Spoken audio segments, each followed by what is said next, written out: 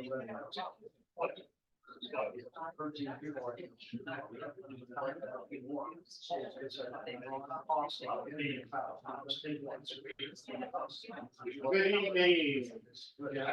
just like to say thank you for all of you coming tonight for our fifth public engagement meeting. We kicked this project back off in 2022, so we've done a lot of great work. We've done a lot of great public engagement and gotten a lot of great feedback. And so tonight I have Nilay Bhatt from Next Practice Partners to provide an update. Tonight we're going to have some conversations around our capital improvement projects, alternative funding strategies, and try to get everybody up to speed on where we are and try to get some input from all of you in the community. All right, Nilay? Right. Thank you, Kendall. Good evening, everybody. Kendall said keep it short, so I promise I'll be done by 10 o'clock tonight. Just checking and paying attention. Is this blocking anybody? Can you see the screen okay? Our A little bit. online participants, can you confirm if you can see our screen? Is this better? For everybody? Yes, okay. I might stand this side here. Can they? We're Yes, just it waiting for comes through. I see it confirmation. well. Can the ones online hear me okay? Yes, Okay, all right then, wonderful. You're missing out on the party here though, man. This looks like a really fun bunch here, so. Anyways, if you can go to the next slide, please, Corey. Good to see many familiar faces again. You remember we sort of talked about this plan in 3 phases, right? Where are we today? Where do we want to go? How will we get there? This is very much in the very last phase here. Tomorrow, we obviously have a joint commission and track workshop as well. I do want to acknowledge the commissioner of the house too, so thank you for being here, and I'll see you again tomorrow too. And so as a part of this, very quickly, if you look at the next slide, please. We talked a lot about community input, really going where you are in a lot of different ways. The next slide is actually going to show you how many different types of input we had. Over 700 participants citywide in person, online surveys. This is Kendall and I was talking, maybe the 6th or maybe the 7th meeting we've had. For public meetings, stakeholder focus groups, young professionals, track, etc. as well, to get all this in addition to the online options too. And part of the thought really is to ensure that we're getting to people for you to give us input in any way possible over the last year and a half in as many different ways as you want to give us input as well. Speaking of which, how many of you attended any meeting for the master plan over the last couple of years? Anyone's taken any online survey or any input? Okay, great. So for all those of you that did, thank you very much. Those that are here today, this is great. You know, we're obviously sharing the very sort of final step of the findings, but really after this is when the implementation begins. So it's not like all the inputs are done and there's never going to be a chance again. As much as from here on, we'll talk some specific steps about implementation and how we can go forward as well. So some key quick findings here. As a part of this, one of the things we also assessed with all the different regulation programs, and the team helped identify, if you see on the next slide, a few of the core program areas that we were looking at as well. So you can see from aquatics, enrichment, events, educational offerings, rentals, etc. A whole bunch of different programs were assessed to see what are the program needs and how could those needs help drive future design, right? Obviously, we had a great conversation here at Pioneer as well, looking at aquatics. I know capacity is tight, so part of what we're going to talk about is as the needs grow, as the population grows, what might we look at from a space standpoint to continue meeting the community needs. Few other things along with this as well on the next slide. I've got to get this person in. Oh, yeah. Don's in the house. All right, let's get Don in too.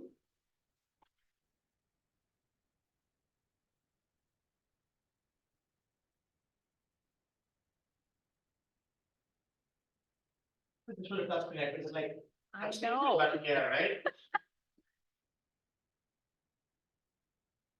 Oh, where'd they go now? There you go. Okay. Good, yes, no? Good. All right, so next slide, please. So this is the youth component. The next slide's gonna be hard to see, but I wanted to explain to you a little bit of what it's about. The level of service is trying to account for and document all the inventory that exists that the city has access to or residents have access to. It's not just everything the city has, it's also looking at other service providers. And the idea is trying to ensure that the city isn't all things to all people.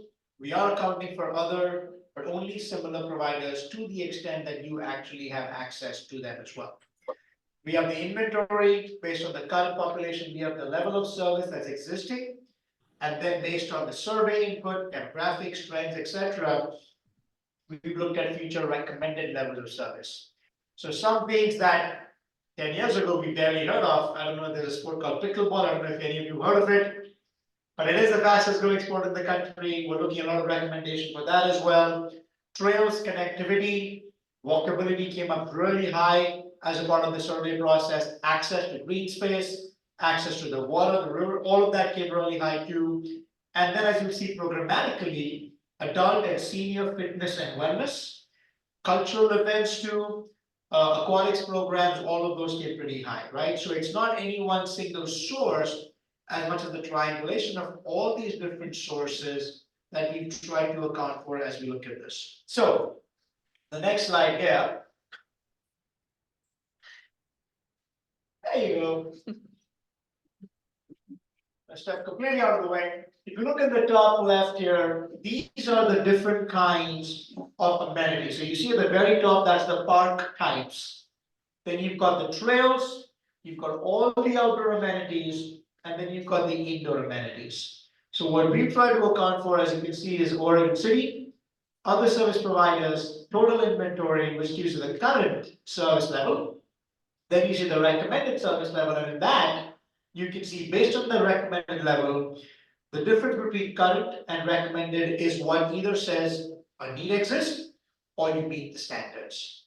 It's not just for today, but it's also looking out a few years as well. So you can see a decade from now as well, what might be the needs if you build nothing else and you're completely status quo. So you can see community parks, there was a need for about 29 acres. Over a 10-year period, that's about 3 acres per year if you break it down. It doesn't have to be, again, multiple 3-acre parcels, but that's really how you're thinking of breaking the need down. Trails, as I told you, about 3 miles more of trails over the next several years. Pickleball courts, a few more pickleball courts. Some of it we also looked at unfenced and fenced dog parks. And fenced dog parks, again, came up as a high need as well as a part of the process. And then indoor recreation and aquatic space, your level of service is currently significantly below what is typically recommended, right? So these are the broad categories. Now for every one of these, this simply tells you quantity, but not quality or access. So as an example, if you think in terms of the pool, from a quantity standpoint, you meet the standards. But from a capacity standpoint or a life cycle standpoint, you don't.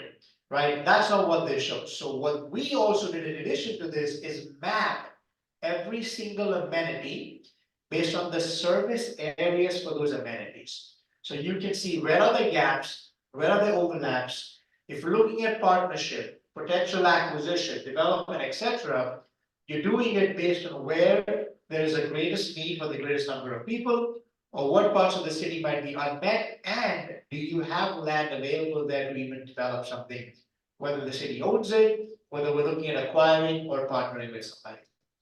So some of the examples here, this is where you can see. This is for playgrounds.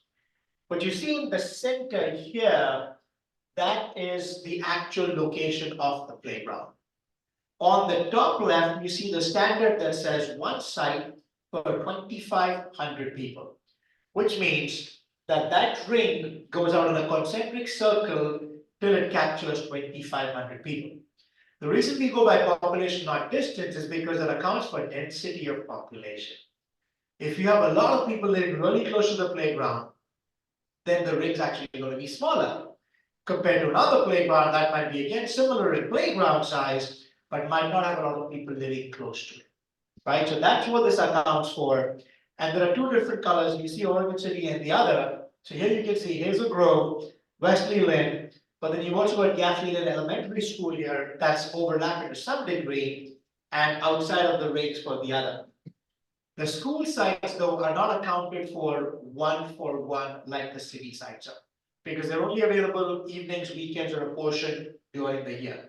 So they are accounted for at a factor at about 0.2 or 0.3 compared to a city playground because that is open to everybody. So that's why those rigs are a lot smaller. And if you see some of the others then beyond the playgrounds in the next slide, there's a pickleball courts, right? Right now, all we have is at one specific site, which is what you see the ring. So now as you think of developing, if you were to add more courts in the same place, the ring would get bigger here. You add courts in the other place, you'd have new service area rings that would develop, right? So this again gives you a much more objective, defensible way of looking at them. The next one, this is more for trails and connectivity as well. You can see the different colors, you can see where we have smaller loop trails or walking paths within the parks. And where if you look at it, again, recognizing topography is certainly a challenge as well. But where could we possibly look at within the parks or outside ways for people to better connect? So in the master plan report, every single one of the amenities you saw earlier is mapped out as well for you to be able to look at. Then all of this, as you look at the last piece here, these are the priority investment ratings. So based on the survey, did anybody here get the statistically valid survey? The random, you did? Did you take it? Okay, great. Thank you then. So for it to be statistically reliable, we have no control over who gets it, right? It is random, it's anonymous. So we know somebody did get it, it was mailed. And we also did that online, but those results are kept separately. So if you recollect in the survey, you had a list of choices of programs and then park and amenities. For each one of them, the respondent is asked, do you have a need for this? Yes or no? And if you say yes, you have a need, what extent is your need being met? Completely met, partly unmet, completely unmet. Those that say my need is partly met or less, that counts as an unmet need. For the same list though, they're also asked, is this important to you? Right? And then you're ranking your first, second, third, and fourth most important. Those two questions combined are what make up the priority investment rating. Because what it's looking at is, what is it that people say they have a need for? Is the need unmet and is this important to them? That combination is what the survey firm develops to create these priority investments. And you can see trails, paved and unpaved, water access, amphitheater, walking, jogging park, community parks, open space, fenced dog park, neighborhood parks, aquatic center, picnic areas, etc. were all among the higher priorities or on the high end of the median priorities. The reason this methodology is important, and I say this in every meeting as well, is there are things that you might say are really important in, for example, let's say sports fields or fitness equipment, etc. They may be really important, but they may not be very high unmet needs. On the other hand, this is always my example, cricket might be a huge unmet need, but it might be important for only 5 people in Oregon City. So it's not a community priority. So what you see there are what the maximum number of people have said is important to them and is a need that is unmet. This is just facility amenities. So the next one then is for programs. And here you can see the number one thing, farmers market. Right, we're seeing a lot more talk about, again, healthy food, nutrition, socialization opportunities, right? For people to continue to get together and feel a sense of community. In addition to what I was telling you earlier, fitness and wellness, cultural enrichment programs, community special events, senior fitness and wellness programs, right? So a lot of these, and then as you go down the list, you'll see nature camps, historic preservation is really important, obviously, adult sports leagues, swim lessons, speed classes, and so on. So a lot of this, as we think about it, this is where the question becomes, how do program needs drive facility or space design? We cannot create new historic sites. We have what we have. But for many of the others, that's where if you think fitness and wellness, if you think cultural or special events, if you think STEM and STEAM programs or swim lessons, that's where rec center, spaces like this, aquatic facility, all of those could become 2 or 3 specific kinds of spaces which can address a whole bunch of program needs, right? So that's really how, as we're thinking of this, the implementation of the plan, that's where this comes about. So all this input was then shared with the staff in a day-long and an iterative process to come up with the visioning to say, what are the values, what's the vision, what's the mission that guides us? So with that in mind, as we look at the values here, we go through all 5 of these.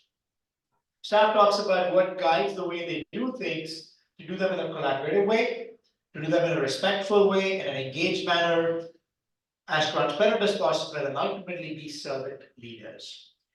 This is driven by the vision that the department has as well, in terms of being an inclusive, sustainable, which is both environmental, but also financially sustainable, and an impactful agency whose ultimate mission is simply to serve the community. Right, at the end of the day, that's what they exist to do as well, is ensure that your values, your needs, the changing community demographics, all the rest are addressed as we look at this.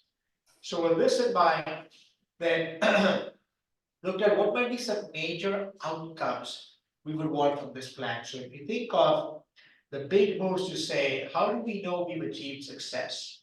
Looking back at the next 5 or 10 years as you implement the plan, those are some of the big moves that came about, right?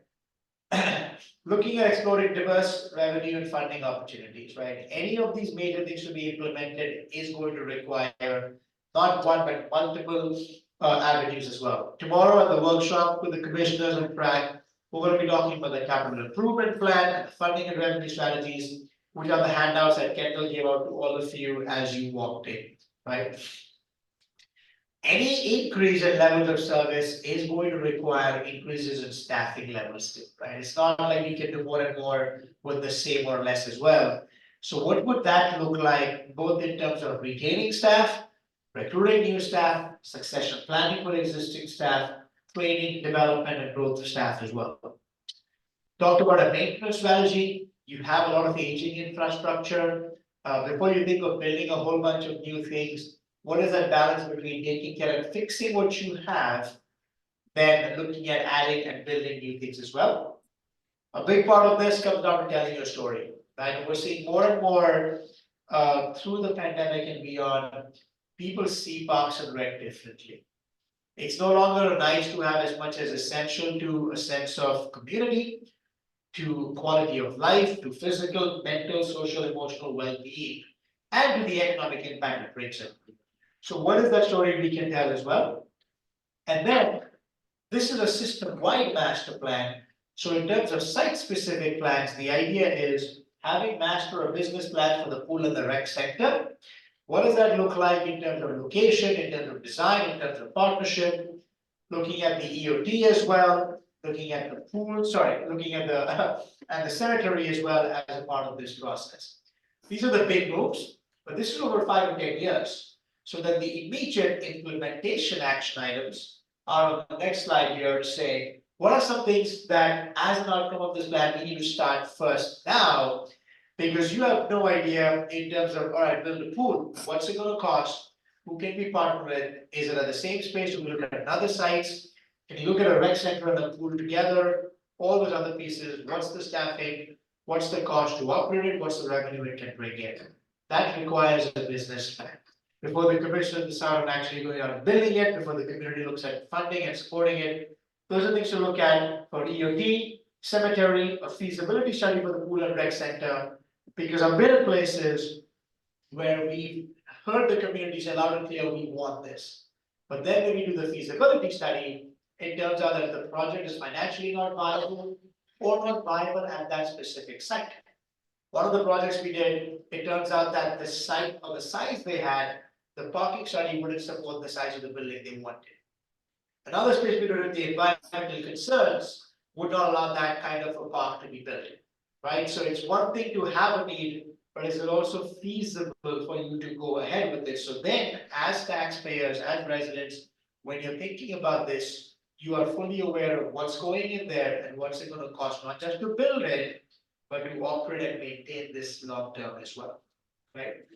And these are just some of the other options. This is what we shared as funding and revenue strategy with the commissioners in terms of certain ideas. These are just ideas to explore as well based on what came back as potential ones to look at. From a utility fee assessment to park SDCs, conducting support for bond referendums as well for specific projects. And a whole lot of public-private partnerships, non-profit partnerships, etc. as a part of this. Again, I will say this, to implement the Want some plan, dinner? there is no one single magic pill that's. gonna Want take some care of dinner? this.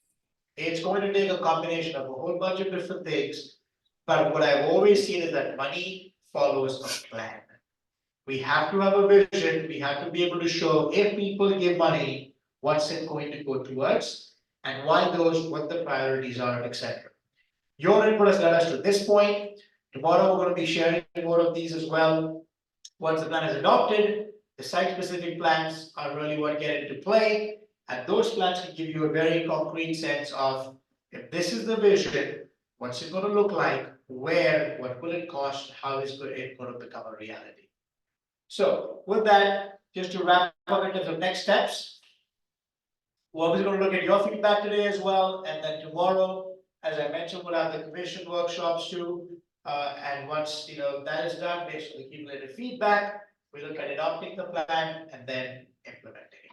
So with that, I'm gonna open it up to questions, comments. Kendall, any other thoughts? One of the things that we wanted to get across tonight is, oh, sorry. One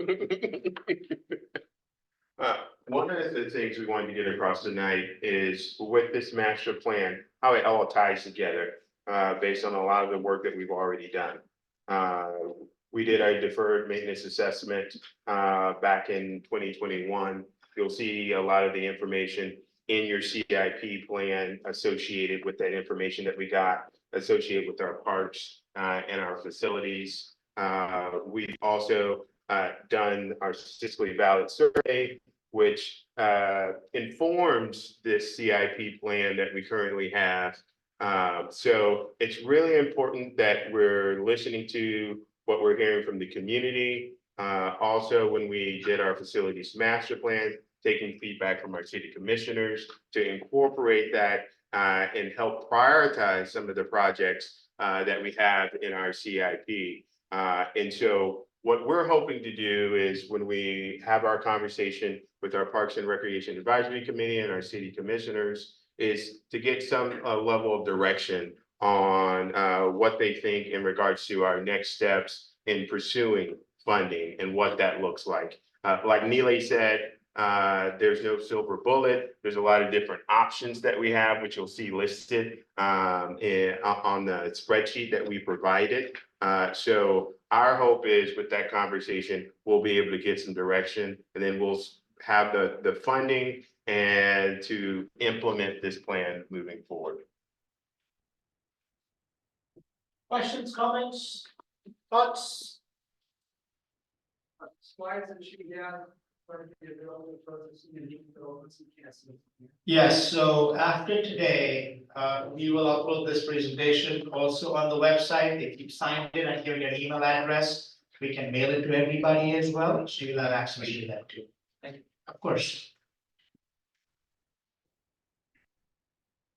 Yes. I noticed that under the top priority for investment for recreational programs was the farmers market. Yes. But the city has actually nothing to do with the farmers market. Does that mean that the city might actually look at supporting the farmers market somehow?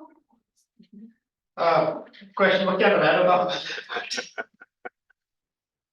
Well, we're definitely not opposed to expanding our relationship with the farmers market. I think aren't they currently located in Clackamas Community College? So obviously we utilize the farmers market to promote some of our programs. So in looking at opportunities to expand that relationship, we'll be open to those conversations. But no site specific kind of. Not at this time. Yeah. That's a good question.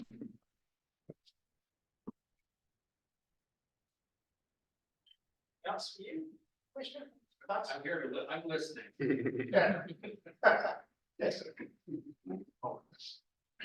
With the topographic challenges of a city on 3 levels, maybe there's a 4th one, I haven't figured out yet. How does all this work in terms of these parks evolving, how they've evolved kind of over time. How can they, how do they work well in a topographically challenged area like this? This is really an unusual setting, I think, geographically and topographically compared to, I'm gonna say Canby, which has 2, and Westland, which has 11. That's kind of the same thing too. What do you think about the challenges of a specific community like this with multiple topographic levels? Yeah, I mean, that is the reality we sort of have to work with, right? So as I mentioned with the trails and connectivity portion, I mean, it's easy to think of where there are gaps, but the topography doesn't always allow for that to happen as well. For many of the site-specific ones, as we think of potential locations, that's going to be a big consideration for site-specific master plans is, does the topography support it in terms of access, in terms of development, et cetera, as well? So it very much is a site-by-site basis, right, as we think about this as well. But you are aware of it, anyone working on this is gonna be aware of that, and it's just a consideration we have to keep in mind. Yes, sir. My question relates more to the surveys. Yeah. And I think our city staff, specifically park staff, are kind of our people on the ground, our valuable resources. How much of their input went into this? Was there a separate survey? Is that survey blended or separate? Can you talk to that? Sure. So the survey was separate, right? The statistically valid survey was random and only for the residents of the city, whoever was chosen to get it, that's it. The online survey was open to anybody. Unfortunately, there's no way of verifying if everyone that took the survey, nearly 200 people, may be residents or not. That's how we kept the results separate. With respect to staff input, that's been an iterative process. So at every step as we've gone along, we've gotten staff input as well. As I shared from the core program areas, all the data came from staff. What should be a core program also came from staff. Once we shared all these findings, the vision, mission, values, the big moves, all that came in a multiple sort of iterative process with the staff, right? Because ultimately, look, they are the ones that have to implement it. So we want to ensure that this is not an outsider coming in telling you what's best for the city. The residents, obviously your needs are driving the plan, but it's also staff, to your point, living, breathing this on the ground that understand some of the realities as well. So while there wasn't a specific survey for the staff, every step of the process has been very much an iterative one, including the CIP list and what we have as well, talking through the funding strategies, the vision, the big moves, recommendations, all of that's been with staff input.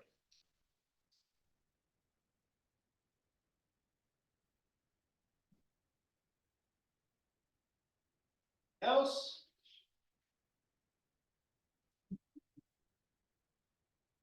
Okay, anyone online, any input or questions?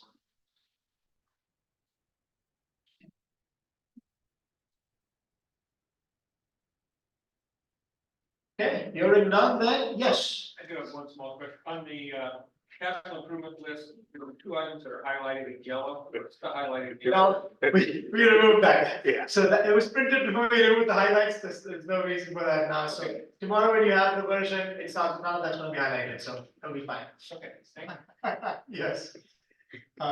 So I'm gonna then adjourn the meeting here, we'll stick around for discussion as well. But again, just know that, you know, the input, the conversation will continue on. The presentation, the plan will all be on the website as well. After tomorrow's feedback, we'll update that to bring the plan back for final adoption. And then really look for all of your support to continue implementing that. So everything you do for the community, yes. Sorry, came up with a question. So, Yeah. on the CIP, you've got just what the project is and the estimated cost, but it might be a little bit more helpful if you had like number of acres and then like acreage costs and development costs, so that you kind of, because the acreage costs are a huge portion of the. So the CIP, go ahead. Yeah, and so I don't know if it shows up here towards the bottom of the page. We actually had some conversations with our real estate broker to do some assessment of what the actual costs would be. So we could actually have a clear projection of where we would need to be in regards to the money moving forward. So we tried to adjust for that, and that was the way that we decided to kind of bring that forward in regard to the acreage costs. But we do know that as time continues to move forward, that those costs are going to continue. Yeah, I guess it was, I didn't understand that part of it, but it's kind of like you say, list a new neighborhood park, it's like, so how many acres? Yeah. So you would know what portion of that new project is gonna be just acquisition versus development. Okay, yep, all right. And I think, so what you see, obviously, this is an Excel sheet, right? So there are actual formulas that show the cost as well. Yes, the staff has that. Well, exactly to your point, if we're talking of over 10 years, we need 29 acres of park land.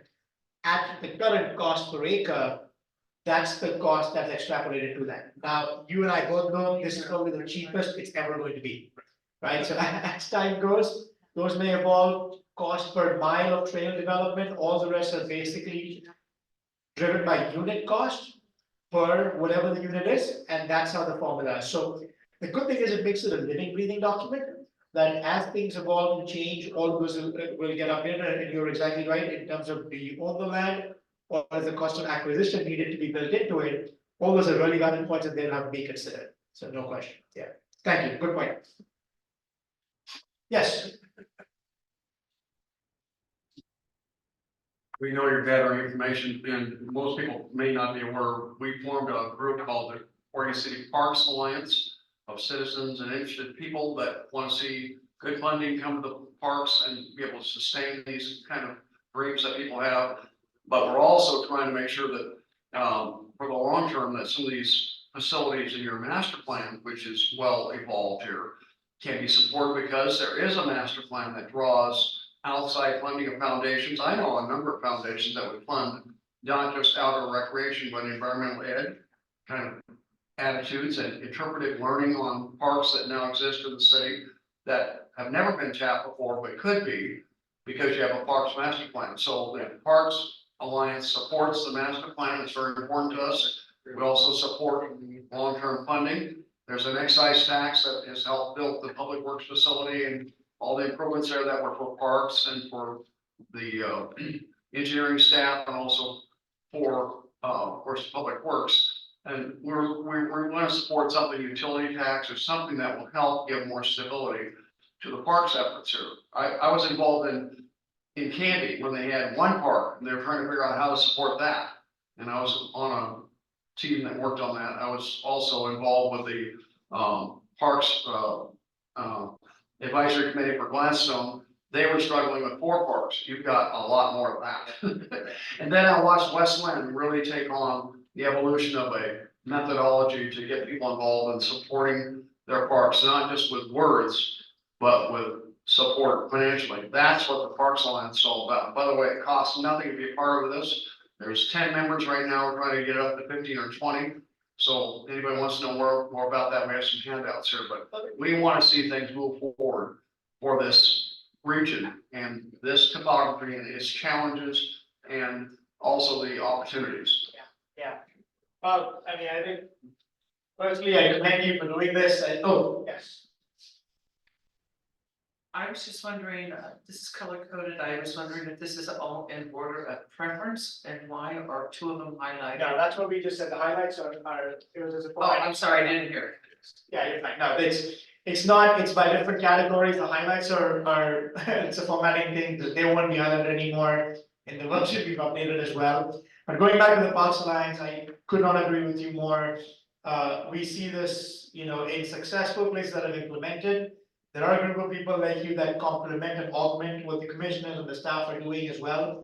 2 very recent examples of plans we did, one of them was Indianapolis. And we had a plan done in 2018 that we just updated as well. But back to your one on foundations, because of that plan, for the first time, the Eli Lilly, the pharma company's foundation, Lilly Endowment, gave the single largest gift in the city's history, not to build anything new, but to just fix existing parks and playgrounds, $80 million.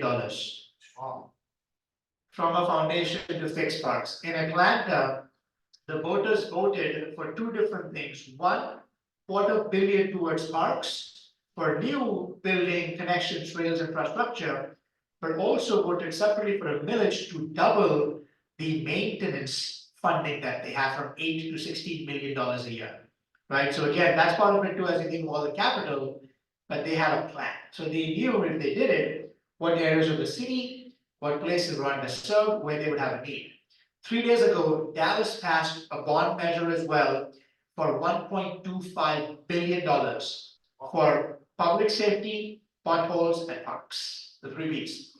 And out of that, a huge fund went to arts and culture, went to fixing park infrastructure as well, because again, more and more from the electeds to the community members to the philanthropic groups, everybody's seeing the essential nature of how much these matter. So I just want to commend you all, and I will put in the same plug. If there are people online or here that want to be a part of this, please do. I think it really makes a difference. Yes, You see all these things? For any given park that's on here, I'm really not in the mic. For any given park that's on here, there's probably a list of what would we include to get that value, sure. correct? How do we know what any given park is? Yeah, it's a good point, right? So right now, there isn't a detailed list for everyone because that's where your park specific master plans come. So if you see some of the list actually has a budget just for park or site master plans. That's when you can look at the survey results, but you as, let's say, in the neighborhood probably have a really good sense of what's lacking there as well.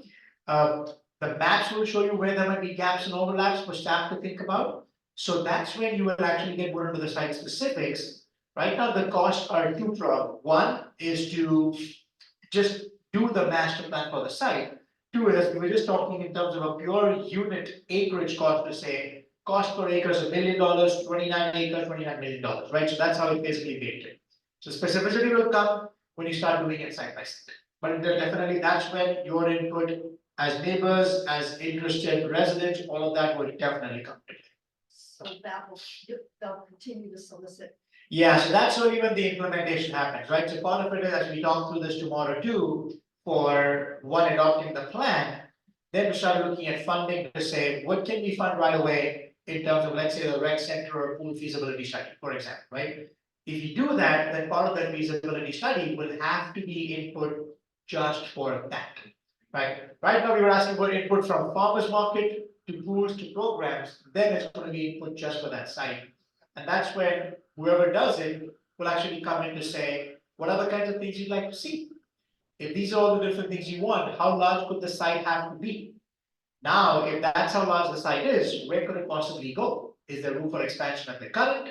Is there a new site? Is there an existing that can be repositioned? And depending on what option you go with, then what's the cost to staff it, operate it, maintain it? And what kind of revenue can it bring in, or partners or sponsors, etc. can you bring in? That then becomes the outcome that you all will have to support. I thought here a line item for ADA. Yes. Where does the advisement come for that? Or do you seek professional people for Yes. that? And so, as you know, we have an aging infrastructure in regards to our parks. Yeah. And so our goal would be to hire a consultant to come in and do an ADA transition plan and develop that plan. And our goal would be to implement that plan. However, it doesn't mean that we're not going to continue to move forward to get our older parks ADA accessible. So we're already looking at some of our parks that we currently have, trying to get some additional funding, whether it be from grant to make them more ADA accessible. So it's kind of two-pronged. We're still going to be moving forward, but we also want to have an overall ADA accessibility plan for all of our parks and facilities. I'm really pleased with that. And so my 5-year-old grandson, who uses a walker, I'll bring him to any park you want, and I'll tell you where he has problems. Because it's a big deal. When you have a 5-year-old kid that cannot get to the playground. That's a problem. And it's common in Oregon City, and I'm sorry, even at West Midland Park, which is one of our newest parks. Sorry. Yes. I know, excuse me again, I was a little bit late, but is the math working on your spreadsheet? So the last one, no, so that's been updated as well, yes, yeah, we went through that as well, these were written earlier, but you're exactly right, yep. Do you have a question? Okay. Yes, On the Clackamas Park master plan implementation, when might we expect more detail of that to show up on your website or wherever? Implementation, so we just received approval from the city commission on that plan.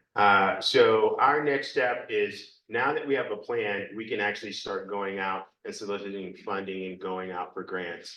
And what we'd like to do is phase in this plan. So one of the first steps that we know that we need to take is starting up the conversations with the Oregon State Marine Board to start having some conversations about the boat ramp. And then our plan is also to leverage some funding that we currently have with our Westwood Neighbor Agreement to start the implementation phase and leverage that with some grant funds to start moving that plan forward. So we're just at the very beginning stages. We just got approval on that plan. So there'll be more to share at a later date. Yes, but most of it's been kept file. So, and that makes sense.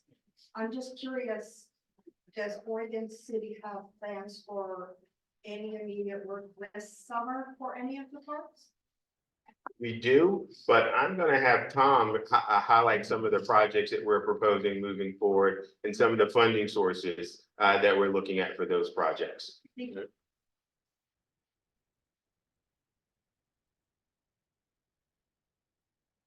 Thank you. So yeah, as kind of talked about here, we've got some strategies to move forward with some different projects, looking at some different funding opportunities.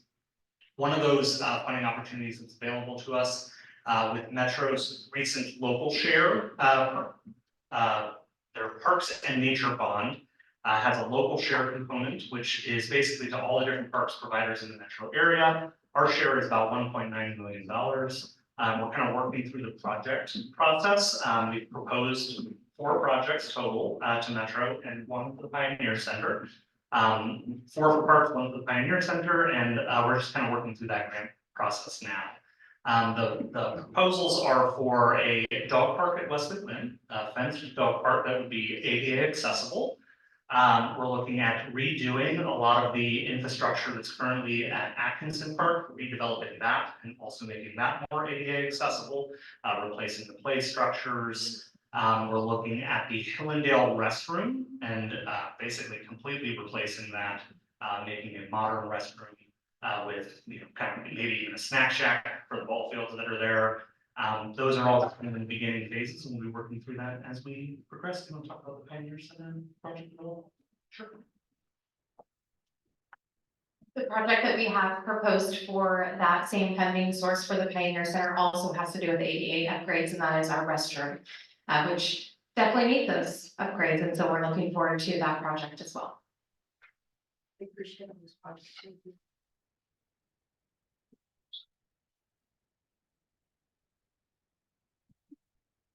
all right, any final thoughts?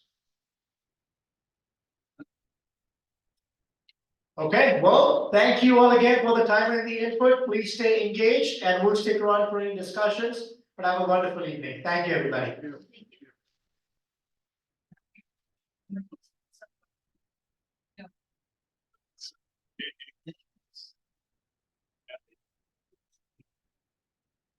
Also, if you don't mind, if you can leave the CIP sheets behind, because these are updated already today. I don't want you having the inaccurate ones or the outdated ones that are out there as well. So if you want, the city can send these copies to you tomorrow, but I'd rather not have you have the outdated ones with you. The funding strategies are fine. It's just the CIP list.